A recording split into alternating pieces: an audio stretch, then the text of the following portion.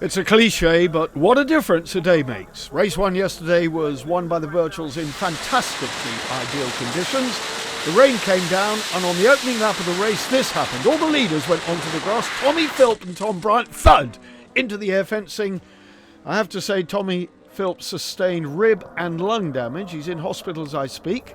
That brought out the red flag for a restart. Everyone on wet tyres, absolutely no question of what tyres you're going to run. Although there is a dry line out the back, it's very, very damp under the woods. So Ben and Tom Birchall then, looking to repeat their earlier success here in damp conditions, wet conditions, dare I say. Wait for the lights, top left of your picture, out they go. Another sluggish start by Tom Ellis and Emmanuel Clement. Simply do not get that Yamaha off the line you would expect from a potential world champion. Nonetheless, he might be nursing the clutch. He nursed it to such an extent that Lewis Blackstock and Paddy Rosney shot through into second place.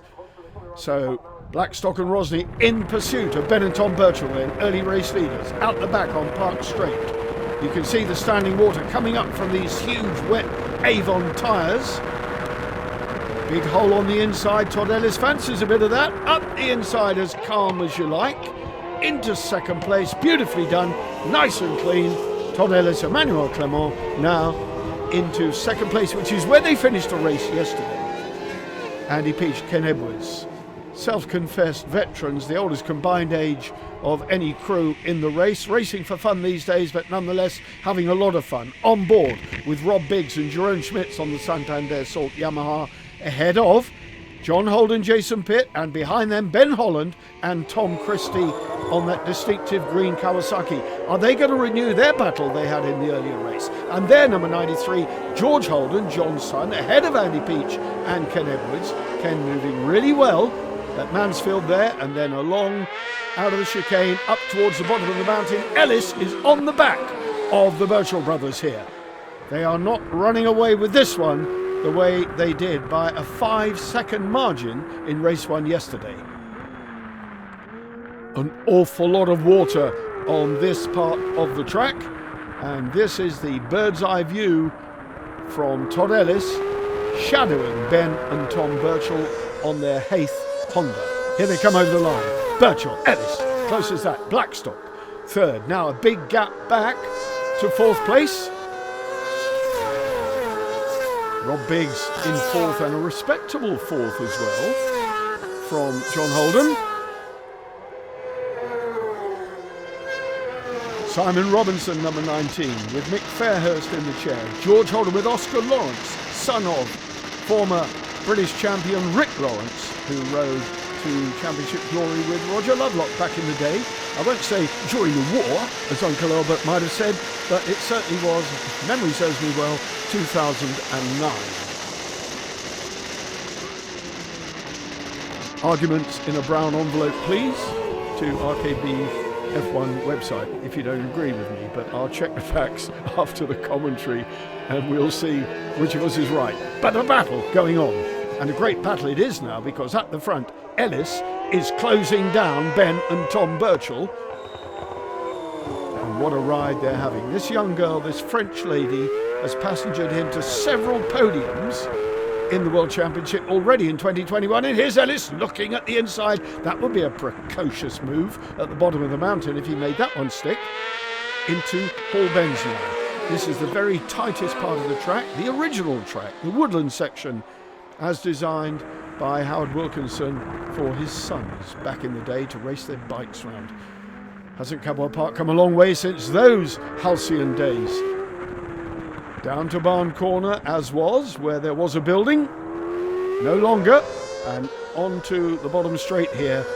Ben and Tom Birchall then being shadowed. And Blackstock and Rosney have not dropped away at all. They're very much in the hunt. Look at Ben Holland. Ben Holland, Tom Christie now looking on the outside. And they're side by side along the straight. Has the Yamaha got the legs for the Kawasaki? Looks like Holland has got his nose in front. Yes, he has. Through he went at Coppice, up towards Charlie's. Charlie's the right-hander. And away they go then, off to Park Hill Straight, the never-ending Charlie's. Round and round it goes. Heads down here, about 130 miles an hour along Park Straight. Back at the sharp end. Birchall and Ellis. Ellis with Emmanuel Clement seeing Cadwell Park for the first time this weekend. In fact, she's seeing all the British tracks for the first time.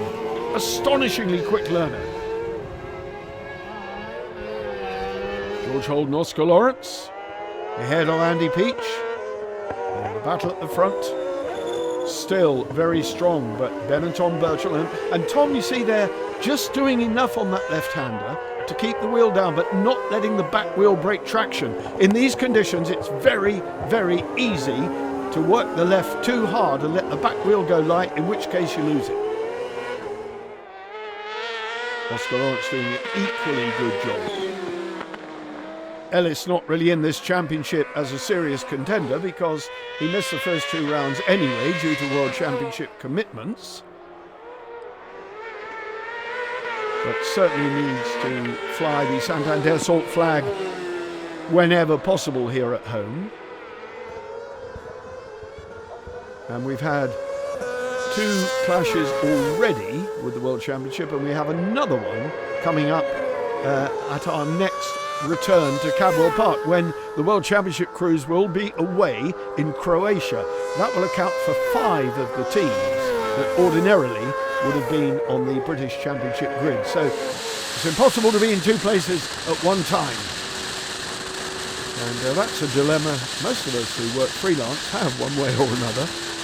2 or 3, it's a bit like a London bus, you know, you wait forever and then 3 come along at the same time. On board with George Holden and Oscar Lawrence.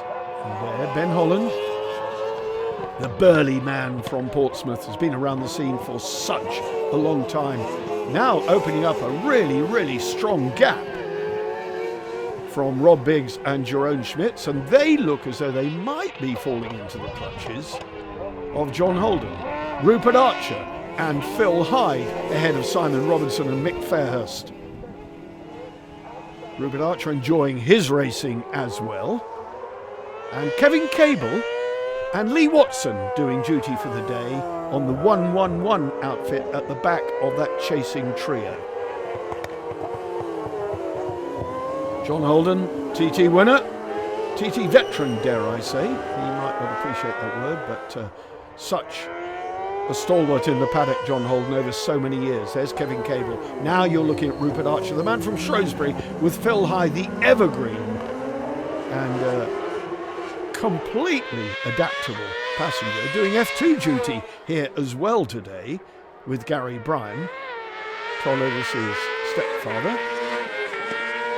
So he's jumping from one outfit to another with equal aplomb. Good to see Andy Peach and Ken Edwards enjoying their racing on the Life Safety Yamaha the way they do. Still, the Birchalls maintaining that advantage over Todd Ellis and Emmanuel Clement. Just about half race distance here. Anxious faces. Position 5 then for Rob Biggs. And as you've seen, he is trailing Ben Holland and Tom Christie.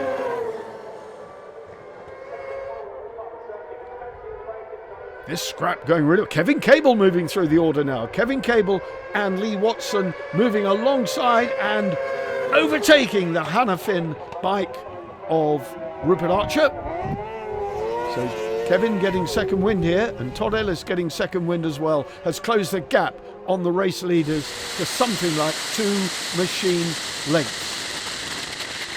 Now, here's a question for you. Is George Holden going to pass his father? If he does, it will be the first time we have seen that, not only on television but trackside as well. He could do worse and stay behind Holden Senior and watch and learn. Jerome Schmitz, the Dutch passenger of Rob Biggs, just look how he moves. Flicks across to the right hand side. They make it look so easy. Well, these days I have a problem getting off the floor on my knees, never mind moving around the way they do at the speed at which they move. The battle of the Holdens then. George Holden, Oscar Lawrence chasing down John Holden, George's father. And it's going to be very interesting getting into the closing stages of the race as to whether he can nail it. And if he does, will his father speak to him ever again? That's the question. Ahead of them, Rob Biggs and Jerome Schmitz. This three-way battle has been really good, but clearing off into the distance now. But here he goes! George Holden's through! On the inside at Barn, up the inside, got the power down on the Suzuki. And that Suzuki is quicker than the Yamaha down the straight, or certainly as quick. Back at the front, Todd Ellis is as close now as he has been throughout the race.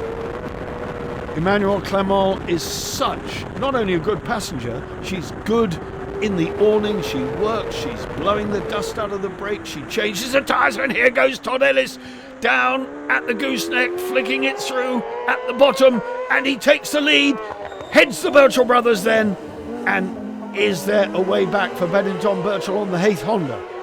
Yamaha plays Honda, and at the moment Yamaha are winning. Here comes another Yamaha. Lewis Blackstock and Paddy Rosny still in third. Flicking the Sidecar wheel up just on that very, very quick turn. And wow, have they pulled away or what? Look at that. Once clear, Todd Ellis and Emmanuel Clement got the hammer down and have pulled out a significant advantage.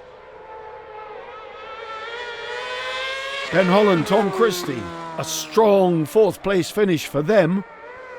They've had a podium this year, in fairness. Is it going to be another podium here at Cadwell Park in race 2? Word from the medical centre is that Tommy Philp and Tom Bryant have been checked at the medical centre. Tommy Philp is being airlifted very shortly to hospital for further examination checks on chest and rib and possible neck damage. But the word is, on the street, he's okay, he's going to be fine. We'll be updating you, of course, on the website and through various bulletins as he begins his recuperation. But it was a big crash, it caught everybody out. Those conditions on the first lap as the rain came down were nothing if not treacherous.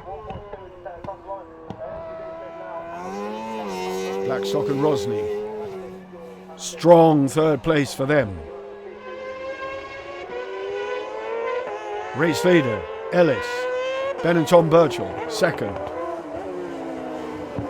Ellis looks as if he just might have this one sewn up. Track getting drier all the time. Everyone started this race on full wet tyres, so the lap speeds are growing longer because tyre degradation inevitable as the track dries. Those big, soft, chunky tread Avons begin to fall apart, particularly the rear. And you could see that one smoking up. Blackstock smoking the rear tyre over the top of the mountain when he got the power down when the bike was light. Ellis now some 2.5 seconds clear of second place Ben and Tom Birchall.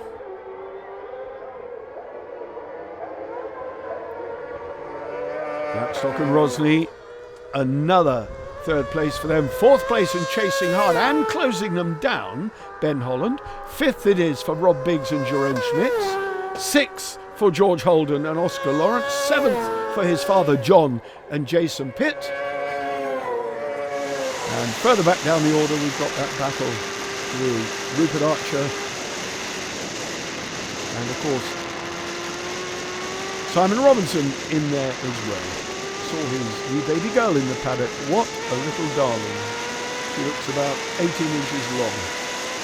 Needs to get some ear defenders on that little girl. And I'm sure Simon's on the case, if not his good lady will be.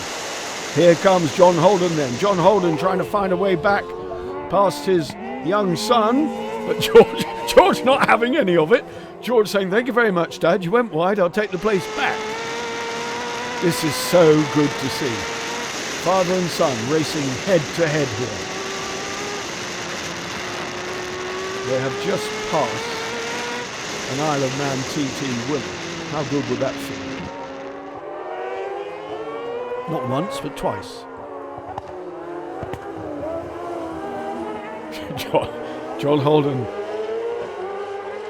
pretending not to have any of it, but well, at the front then the Birchers appear to have narrowed that gap. We are on the final lap, so 2.18 miles of the Cadwell Park, still very damp circuit, but drying in places.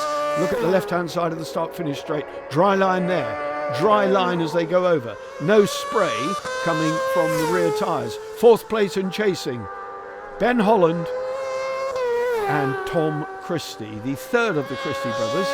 Sam and Adam, of course, out due to Adam's extensively broken ankle and hand injury sustained at Thruxton. And the word is that they will be out for the rest of the season, not wishing to find a replacement passenger. They've made a family decision. If the boys can't ride together, the boys don't race.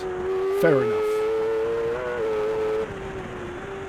Quite apart from the fact that they have equal shares financially on the bike, so that might have something to do with it. But I respect the family loyalty by the Christie boys. That does not preclude Tom Christie from passengering Ben Holland. So Emmanuel Clement then at the foot of the mountain for the final time, doing a wonderful job with Todd Ellis. They are off to Croatia very shortly. In about 10 days' time, they'll be putting their wheels on the Rijeka track. Into the woods, down round the hairpin to Barn, round Barn and the sprint to the line, and this is the checkered flag being readied now for Todd Ellis and Emmanuel Clement. Race 2 victory here for them. Over the line they go. It wasn't as simple as that, but it was a big margin at the flag over Ben and Tom Birchall. Quite frankly, I guess their tyres will have fallen apart as well. Third place confirmed for Blackstock and Rosny. And fourth, a brilliant fourth for Ben Holland. Emmanuel Clement waving to the crowd. What a good girl she is. She weighs about 7 stone, dripping wet. And there it is, confirmation. 2.9 seconds the gap over the Birchalls. There's your podium. Blackstock and Rosny in third place. Holland, Biggs, Holden. You saw that battle all the way through between the Holdens. Peach, Clark, 10th place again, going to Kevin Cable and Lee Watson. Robinson and Fairhurst, 12th and final points.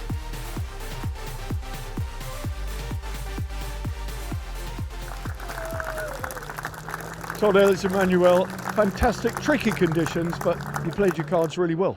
Yeah, we just sat and followed him in the end. It's hard to lead a race in the rain because you've got to find where the grip is and isn't. So, yeah, let him lead a bit, find where the grip is, and yeah, made a move once and tried to pull away from that. Emmanuel, watching you through Hall Bends, you were doing just enough, not too much. I don't know, I think it was all right, but we finished on the first place, so we are happy and we'll see what happened on second race. It was better than all right, you won it. Well done. Thank you.